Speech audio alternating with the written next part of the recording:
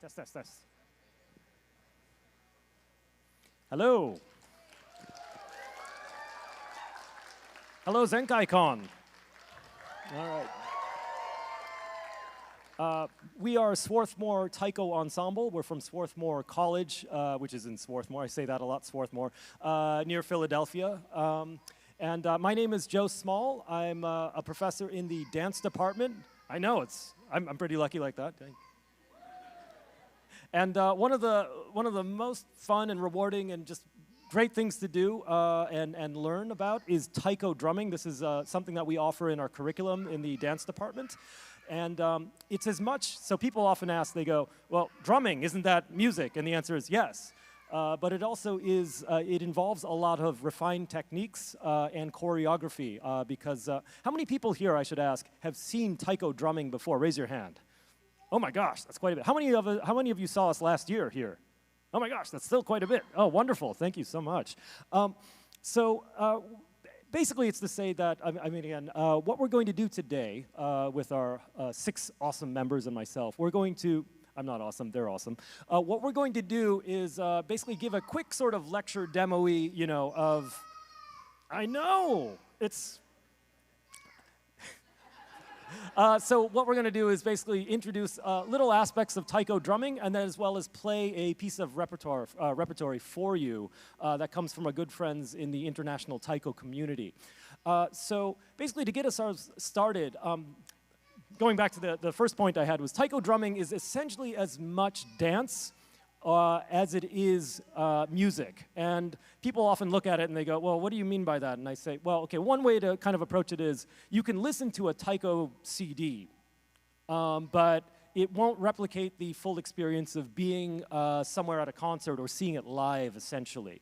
So we're going to take a very, very abbreviated kind of journey through taiko, like extremely abbreviated. But in this case, we're going to start with something that's give or take approximately 1,300 years old. It comes from Iwate Prefecture in northern Japan. So there's a UNESCO Intangible Cultural Heritage tradition there called, well, it's within this giant umbrella of these forms. It's called Oni Kenbai. And what Kirin, with the shinobe on the left, and Laura with the taiko there on the right are going to do is perform an excerpt of just basically a little bit of material from a dance, although they themselves are not dancing, so this would be the equivalent of accompaniment to a dance. And so I should say this comes from basically Shinto-based rituals that are related to festivals, particularly agrarian festivals. So in Iwate Prefecture, in this case, Oni Kenbai refers to demon sword dance, or demon ogre dance with a sword. And the performers, the dancers, are masked as well. So people who study the dancing also study the music too. And in certain forms as well, Laura would actually be playing a roped drum, which would be much more lightweight than this one, which is probably about 60 pounds. But in that case, sometimes in certain forms, the drum is actually strapped to the body. We don't have that here today, but it would be strapped onto the body, and then somebody could be marching in procession or performing it in a rice field, for instance. And that generally relates to rites of basically good harvest, stomping out evil or bad spirits and pestilence in order to have good harvest and fertility. So again, this is called yose, and yose would refer to, in this case, sort of the gathering of people or the gathering of dancers in this case. It's essentially sort of like a prologue or an intro. Hopefully it'll get a few more people to come in from the outside as well. So one more time, this is yose.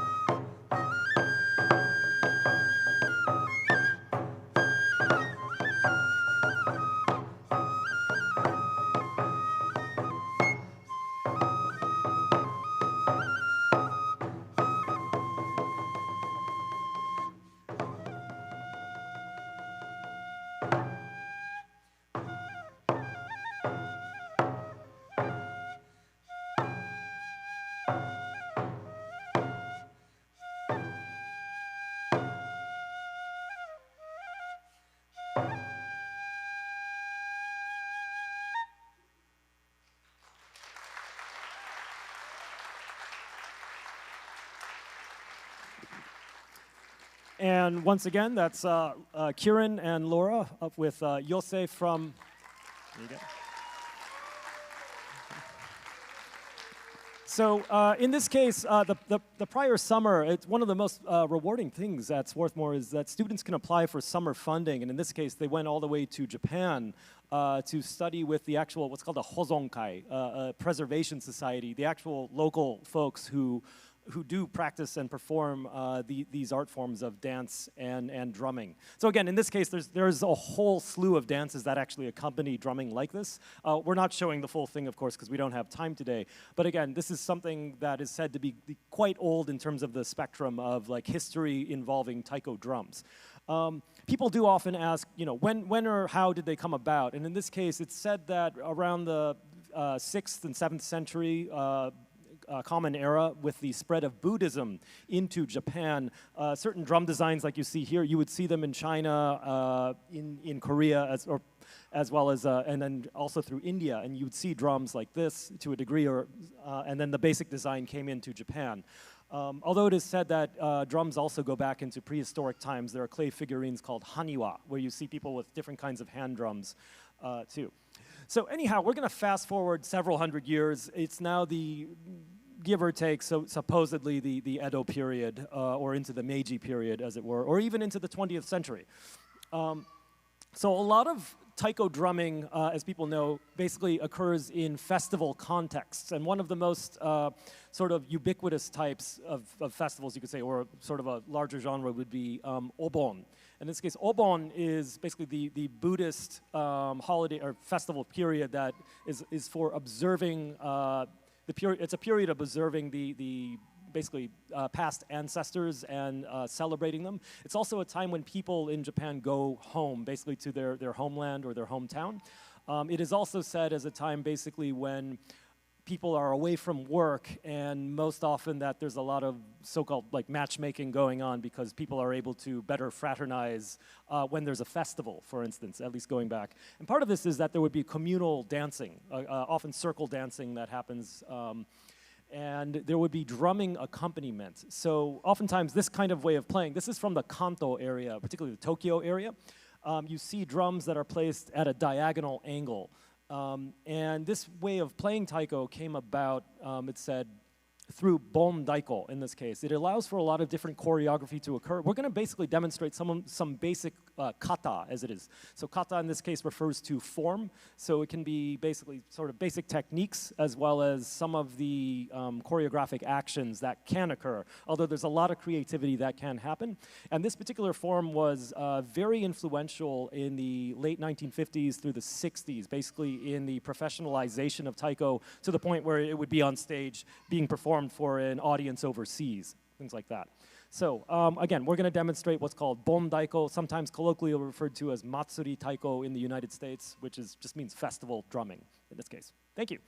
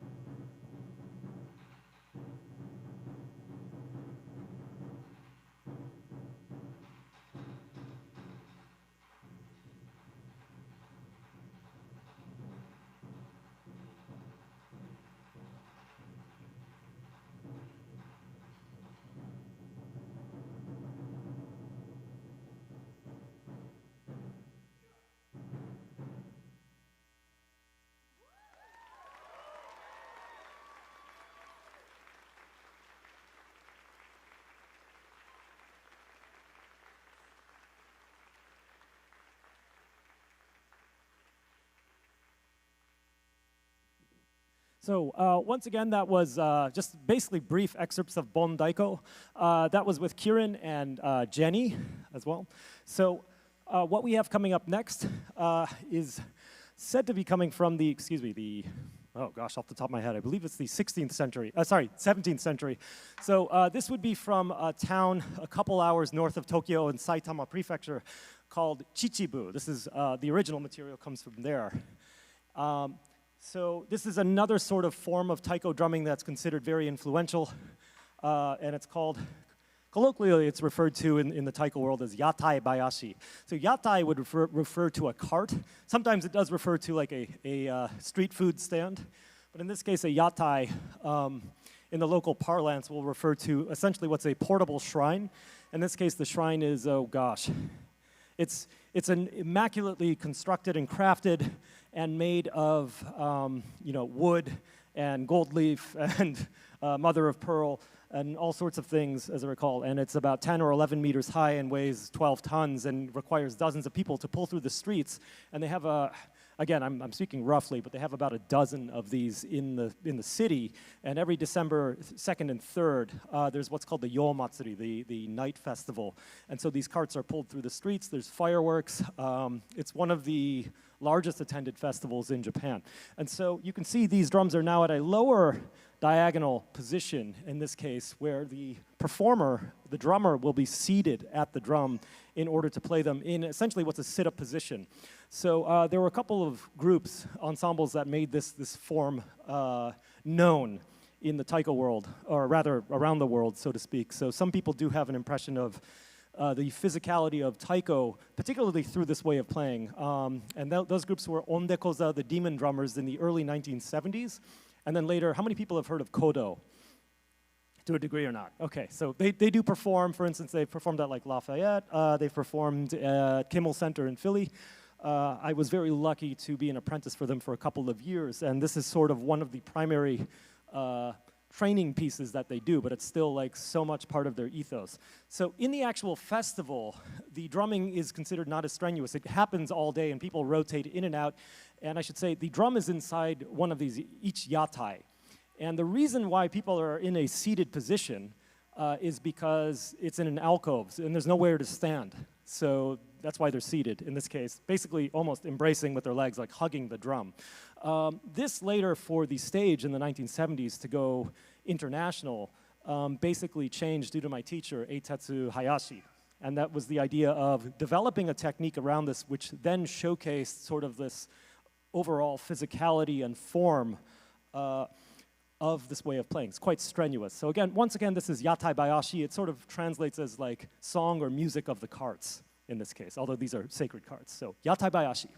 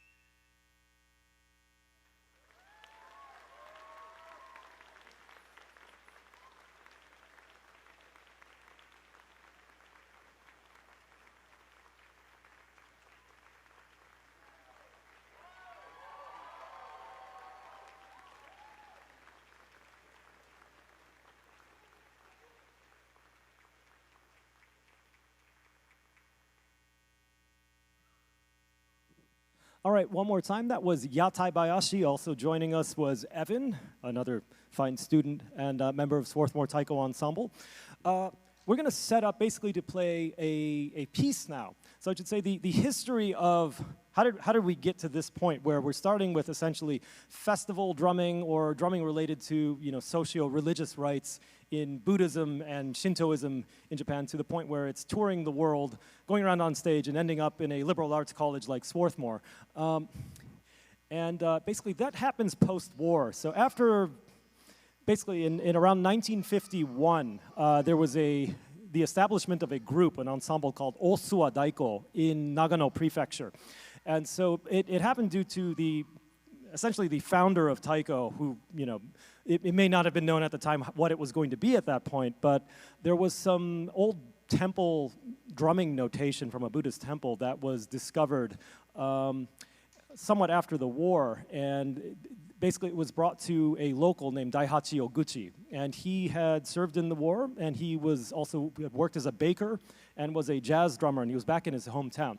And they came to him, essentially his acquaintances came to him with the notation saying, well, I'm speaking kind of roughly though, essentially you're a jazz drummer, can you make sense of what this material is as a musician?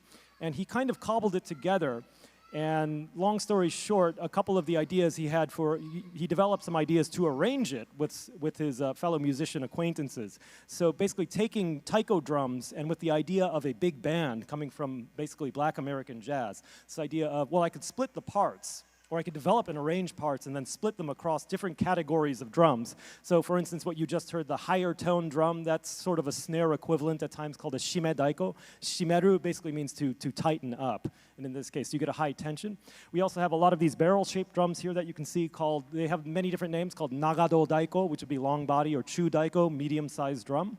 Sometimes they're called miya daiko, meaning a shrine drum. And then finally, you would have something like the deeper bass tone, as it were, and you can see those in the back, and these are called o-daiko. And the o would be basically the sort of a prefix, or meaning large or grand in this case. So it's a great drum or a big drum. And so with these kinds of combinations of instrumentation, he formed what is, or sort of laid the foundations of what is considered like contemporary taiko music and the idea of repertory. And then groups later came about, sort of that diagonal way of playing that we saw that happened in the late 1950s through the 60s through groups called Skeroku Taiko and Oedo Skeroku Taiko. And there were various ways in which people got along and then didn't and splintered, and there's the Beach Boys and the new Beach Boys, so to speak. But in Taiko, again, I'm making rough analogies here. And then finally, we had something showing that sit-up position, a way of playing where it does represent something of Japanese culture, but it also goes beyond that, and it starts to appeal and to connect to people around the world. And there's this idea that drumming is one of these fundamental aspects of humanity that can, in other words, connect us all. And particularly it's through the large drums you see here, the old daiko. So that's something from the 1970s onward, in fact, although people have this image that, these drums had been around for, centuries, if not millennia, and there's a whole grand tradition that, accompanies the way that they must be played, and not particularly. My teacher, circa 1972 onward, was developing ways of playing it, and you'll see us play with our backs to the audience, mostly. And that came about simply because one of the stories he gives is he was a person of short stature, and he had difficulty playing to the side of the drum in a more sort of festival way, so he ultimately decided, what if I just faced off with the drum squarely and started to play it in that way? And then it turned and transported into something else. It took on different meaning. So what we're going to perform next, and this will be our final one, it's what we call a big play, so to speak. It's a piece called Pearl, or Shinju. And it was composed in 2004 by our good friend out in Sydney, Australia, Ian Clayworth, who is the artistic director of a group there called Taikos. And they do some of the most challenging compositional work or contemporary work in taiko drumming outside of Japan, or probably anywhere else. There's brilliant groups in Japan, obviously, and great ones here in the United States too. This particular one in Australia we've had a connection with. I've gotten to be a guest artist of theirs several times over the past 10 years, and it's been wonderful to also have students go there to study at their academy. It's one of the few places that you can get a lot of incredible experience and knowledge, both from a sense of approaching Japanese culture, albeit outside of Japan, but also learning about taiko culture, musicality, the physicality that accompanies and creates essentially this sort of holistic performance. So anyhow, this is Ian Clayworth's Pearl. It is slightly adjusted in this case because typically we wouldn't have these two drums down here, but we had a limited amount. Ordinarily it would be everybody up on very large drums, but in this case we're going to go ahead and play it this way. Please enjoy Pearl.